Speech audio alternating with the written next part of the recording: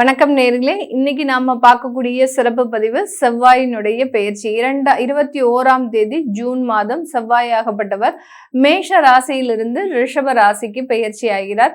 இந்த ரிஷப ராசியில இருக்கக்கூடிய செவ்வாயின் பார்வையாகப்பட்டது 4, 7 அடுத்து 8ஆம் பார்வையாக பார்க்கிறார். இந்த செவ்வாய் இந்த ரிஷப ராசியிலிருந்து 4ஆம் பார்வையாக சிம்ம ராசியில இருக்கக்கூடிய கேது பகவானை பார்வையிடுகிறார். இதனால அந்த அங்காரக கேது யோகம் அப்படின்னு சொல்லக்கூடிய சில யோகங்கள் ஏற்படக்கூடிய ஒரு நேரம்.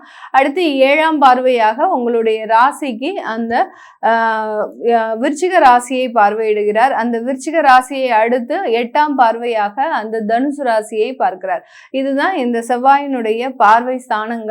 அடுத்து இந்த செவ்வாய் பெயர்ச்சியின் பொழுது பாத்தீங்கன்னா சனி அந்த மீன ராசியில இருந்து கொண்டு தன்னுடைய 3ஆம் பார்வையாக ரிஷப ராசியில இருக்கக்கூடிய அந்த செவ்வாயை பார்க்கிறார். இதனால சனி செவ்வாய் யோகம் அப்படின்னு சொல்லக்கூடிய அந்த யம யோகம் அப்படின்னு சொல்லக்கூடிய அந்த யோகம் ஏற்படக்கூடிய ஒரு அமைப்பாக இருக்கு. ஜோதிட ரீதியாக அது தோஷமாக இருந்தாலும் யோகமாக இருந்தாலும் நல்லதை கொடுத்தாலும் கெட்டதை கொடுத்தாலும் அது யோகம் அப்படின்னு தான் சொல்லுவோம். அதனால இந்த சனி செவ்வாய் சேர்க்கை அப்படின்றது பாத்தீங்கன்னா ஒரு போராட்டமான ஒரு அமைப்பை குறிக்கக்கூடிய ஒரு நேரம் தான். ஒருவருடைய ஜாதகத்துல சனி செவ்வாயினுடைய நட்சத்திரத்திலேயோ செவ்வாய் சனியினுடைய நட்சத்திரத்திலேயோ இல்ல சனி செவ்வாய் பார்வை பெற்றோ சனி செவ்வாய் கிரகங்கள் சேர்க்கை பெற்றோ இருந்தோ பாத்தீங்கன்னா அவர்களினுடைய வாழ்நாள் முழுவதும் ஏதாவது ஒரு போராட்டம் அப்படின்றது இருந்துகிட்டே இருக்கும். ஒண்ணு முடிஞ்சு ஒண்ணு அப்படின்னு சொல்லக்கூடிய அளவிற்கு பிரச்சனைகளுக்கு தீர்வே இல்லாமல் நகர்ந்து கொண்டு இருக்கக்கூடிய ஒரு அமைப்பாக தான் இந்த சனி செவ்வாய் சேர்க்கை அப்படின்றது இருக்கு.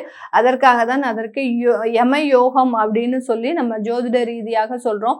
இந்த சேர்க்கையின் மூலமாக இன்னைக்கு நாம பார்க்கக்கூடிய ரிஷப ராசி என்பவர்களுக்கு அடுத்து வரக்கூடிய ராசி ரிஷப ராசி. ரிஷப ராசி என்பவர்களுக்கு என்னென்ன மாதிரியான ஒரு அமைப்புகள் ஏற்பட போகுது? இது கிட்டத்தட்ட ஒரு 45 நாட்களுக்கு கிட்டத்தட்ட பாத்தீங்கன்னா 2ஆம் தேதி அந்த ஆகஸ்ட் மாதம் வரைக்கும் அந்த செவ்வாய் அந்த ரிஷப ராசியிலேயே பயணிக்க போறாரு. இப்படி இருக்கக்கூடிய இந்த கால சூழ்நிலையில ரிஷப ராசி என்பவர்களுக்கு என்னென்ன ஒரு வளர்ச்சிகள் எந்த இடத்துல நீங்க ரொம்ப கேர்ஃபுல்லா இருக்கணும் அப்படின்றத நம்ம இந்த பதிவுல தெளிவா பார்க்கலாம்.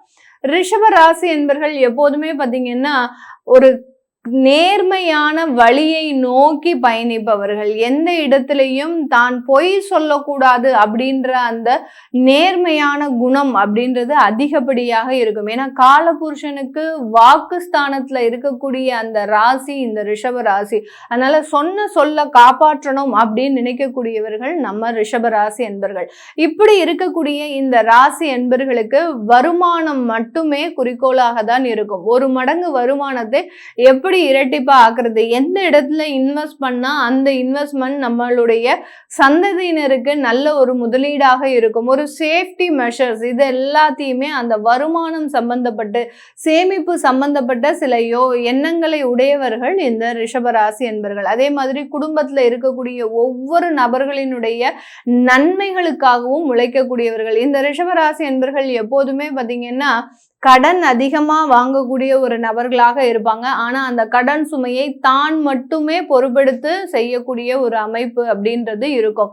யாருக்காக கடன் வாங்கினாலும் சரி அதை தன்னைத்தானே சுமந்து அந்த கடனுடைய பொறுப்பை நானே கட்டிக்கிறேன், நீ நல்லா சந்தோஷமா இருந்தா போரும் அப்படின்னு அந்த குடும்ப உறுப்பினர்களினுடைய நன்மைக்காக மட்டும் செயல்படுபவர்கள் இந்த ரிஷபராசி என்பவர்கள். இவர்களினுடைய ராசியின் மீதே அந்த விரயஸ்தானாதிபதி அடுத்து அயனசைன ஸ்தானாதிபதி அப்படின்னு சொல்லக்கூடிய அந்த செவ்வாயாகப்பட்டவர் களத்திரக்காரகனும் கூட ரிஷபராசி என்பவர்களுக்கு உங்களுடைய ராசியின் மீதே ஏற்படும் போது பயணிக்கும் போது இந்த இடத்துல அபரிமிதமான யோகங்களை சந்திக்கிறதுக்கு உண்டான ஒரு நேரம். இந்த இடத்துல பாத்தீங்கன்னா இந்த ரிஷபராசி என்பவர்கள் 3 விதமான ஒரு யோகங்களை சந்திக்கிறதுக்கு உண்டான ஒரு நேரம். ஏன்னா சந்திரன் செவ்வாய் அப்படின்ற ஒரு யோகமும் ஏற்பட போகுது. அடுத்து பாத்தீங்கன்னா அங்காரகன் கேது யோகம் அப்படின்னு சொல்லக்கூடிய அந்த அங்காரகன் கேது யோகமும் ஏற்பட போகுது. அடுத்து பாத்தீங்கன்னா இந்த யம யோகம் அப்படின்னு சொல்லக்கூடிய இந்த 3 யோகங்களும் இந்த ரிஷபராசி என்பர்களுக்கு மட்டும்தான் ஏற்பட போகுது. இதனால இந்த ராசி என்பர்கள் இந்த காலகட்டத்துல அதிகப்படியான வருமானத்தை சந்திக்கிறதுக்கு உண்டான ஒரு நேரம். சில இடத்துல பாத்தீங்கன்னா உங்களுக்கு எங்கேயோ இருந்து வர வேண்டிய பணம்லாம் கிட்டத்தட்ட ஒரு 3 வருடங்களுக்கு மேலாக வர வேண்டியது இருந்திருக்கும். அது எல்லாமே கிளியர் ஆகி வருவதற்குண்டான ஒரு நேரம்.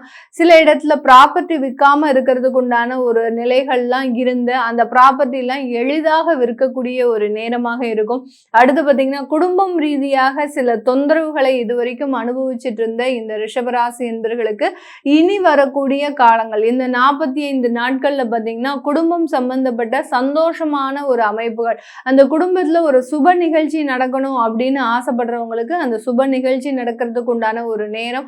அடுத்த திருமண யோகங்கள் தடைபட்டு இருக்கு. ஏன்னா கலத்திரக்காரகன் அந்த செவ்வாயாகப்பட்டவர் உங்களுடைய ராசியின் மீதே பயணிக்கும் போது, அதுவும் அயன சயனா ஸ்தானாதிபதி உங்களுடைய ராசியின் மீதே பயணிக்கும் போது அந்த திருமண யோகங்கள் ஏற்பட்டு அந்த கணவன் மனைவி உறவு அப்படின்றது மேலும் வலிமை அடைவதற்குண்டான ஒரு நேரமாக இருக்கும். இதனால் வரைக்கும் அந்த குடும்பத்துல நிறைய பிரச்சனைகள், ஏதாவது ஒரு இடத்துல ஏதோ ஒரு சின்ன சச்சரவின் பேரில் கணவன் மனைவி உறவுகள் பெரிய அளவுக்கு பாதிக்கப்பட்டு இருக்கு அப்படின்ற பட்சத்துல இந்த 45 நாட்கள் யோகமான காலகட்டத்துல அந்த கணவன் மனைவி உறவு அப்படின்றது மேலும் வலிமை அடைவதற்குண்டான ஒரு நேரமாக இருக்க போது.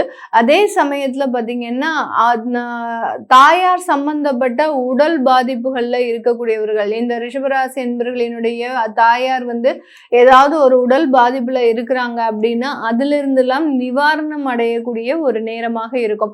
ஆனால் இந்த சனி செவ்வாய் அப்படின்னு சொல்லக்கூடிய யம யோகம் ஏற்படக்கூடிய காலமாக இருக்கிறதுனால வேலை ரீதியான முழுமையான ஒரு பிரஷரை அனுபவிக்கக்கூடிய ஒரு நேரம்.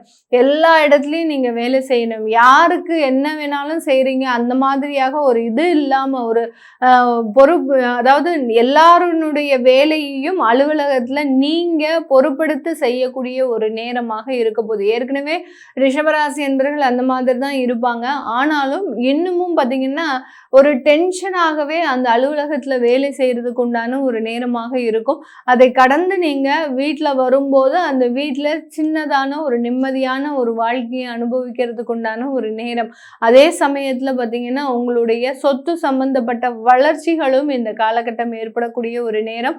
மாணவ பருவங்கள் அப்படின்னு சொல்லும் போது ரிஷபராசி என்பவர்களுக்கு மருத்துவம் சார்ந்த சில துறையில உங்களுக்கு சீட்டு கிடைக்காம இருக்கு, அதன் மூலமாக சில தடைகள் இருக்கு அப்படின்னா அதெல்லாமே விலகி அந்த மருத்துவம் சார்ந்த துறைகள் படிப்பு படிக்கிறதுக்கு உண்டான ஒரு தடைகள் விலகக்கூடிய ஒரு நேரம். அந்த சனி செவ்வாய் சேர்க்கையெல்லாம் பாத்தீங்கன்னா இந்த மருத்துவத்துறைக்கு முழுமையான ஒரு மாற்றத்தை கொடுக்கக்கூடிய ஒரு நேரமாக இருக்கும். நோய்களின் தீவிரம் அப்படின்றது இந்த இடத்துல கொஞ்சம் அதிகரிச்சு அதற்குண்டான நிவாரணமும் கிடைக்கிறதுக்கு உண்டான ஒரு நேரம். இதே இடத்துல இந்த ரிஷபராசி என்பவர்களுக்கு நம்ம கவனிக்க வேண்டிய ஒரு விஷயம் என்ன அப்படின்னா 11ஆம் இடத்துல இருந்து அந்த சனி பகவான் உங்களுடைய ராசியை பார்க்கறதுனால அந்த 2வது திருமணம் சம்பந்தப்பட்ட சில வாழ்க்கையெல்லாம் கிடைக்கிறதுக்கு உண்டான ஒரு நேரம். இதுல நீங்க ரொம்ப கவனமாக முடிவெடுக்கணும். யாராவது ஒரு உறவுகள் நம்மளை தேடி வராங்க அப்படின்னா அவர்களிடம் முழுமையாக நீங்க உங்களுடைய விஷயத்தை சொல்லாம அவங்கள ரொம்ப நீங்க கிரகிச்சுக்கணும். இவங்க நம்மளுடைய லைஃப்க்கு சரிப்பட்டு வருவாங்களா, இவங்களால நம்மளுடைய வாழ்க்கை முன்னேறுமா, இவங்க எதற்காக நமக்கு நம்மளோடு சேர்ந்து பயணிக்கிறார்கள், இப்படி 4ஆம் விதத்திலையும் ஒரு ஆலோசனை பெற்று அந்த 2வது திருமணம் மூலமாக நீங்க வாழ்க்கையை அமைச்சுக்கலாம்.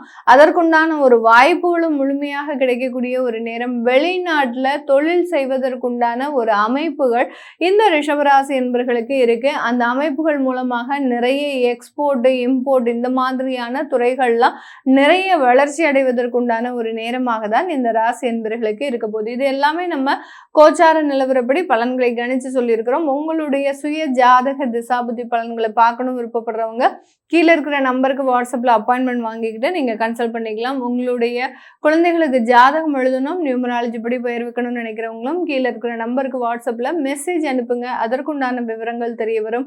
உங்களிடமிருந்து விடைபெறுவது உங்கள் ஆஸ்ட்ரோ பூர்ணா. நன்றி, வணக்கம்.